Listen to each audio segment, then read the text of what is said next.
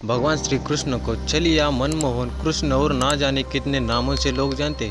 बांसुरी की एक आवाज़ सुन गोपियाँ सब छोड़ छाड़ कर दौड़ी चली आती थी।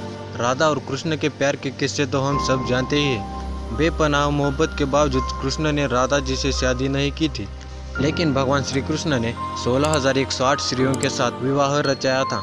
मुख्य तौर पर उनकी 8 ही पत्नियां थीं, जिनके नाम रुक्मिणी, सत्यभामा, जाम्बुवती, कालिंदी, मित्रविंदा, नागराजिति, भद्रा और लक्ष्मणा थे, जिनमें सत्यभामा और रुक्मिणी प्रसिद्ध है। लेकिन सवाल यह है कि 8 पत्नियों के बाद भी आखिर श्री कृष्ण की 16,000 पत्नियां क्यों थीं?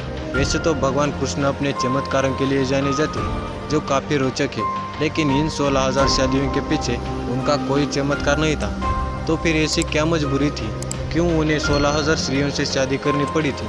तो चलिए हम बात करते हैं श्री कृष्ण की 16,000 पत्नियां क्यों थी। अगर आप पहली बार हमारे चैनल पर आए हो तो चैनल को सब्सक्राइब जरूर करना। कहते हैं नरकासुर नामक के राक्षस ने एक बार स्वर्ग, पाताल और धरती तीनों लोकों पर कब्जा कर लिया।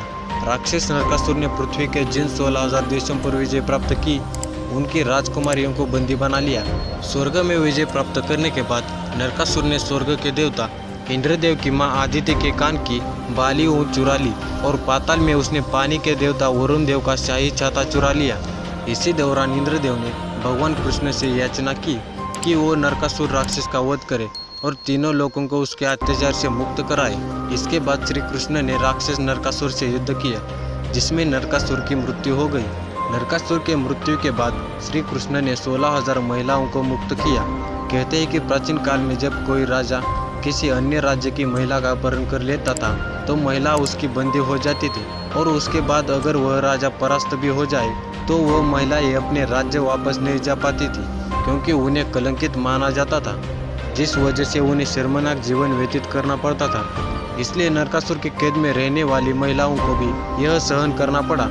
बाद में भगवान श्री कृष्ण ने इस पीड़ा से छुटकारा दिलाने के लिए उन सभी 16,000 स्त्रियों से शादी कर ली और श्री कृष्ण की 16,000 पत्नियां हुई। भागवत पुराण के अनुसार श्री कृष्ण की पत्नियों के जीवन के बारे में बताया गया है कि श्री कृष्ण ने उन सभी 16,000 स्त्रियों को एक एक घर दिया और उन सबको 10-10 दासियां भी दी। कहते हैं भगवान श्री कृष्ण रात के समय स्वयं को कई रूपों में बांट लेते थे और अपने सभी पत्नियों के साथ समय बिताते थे।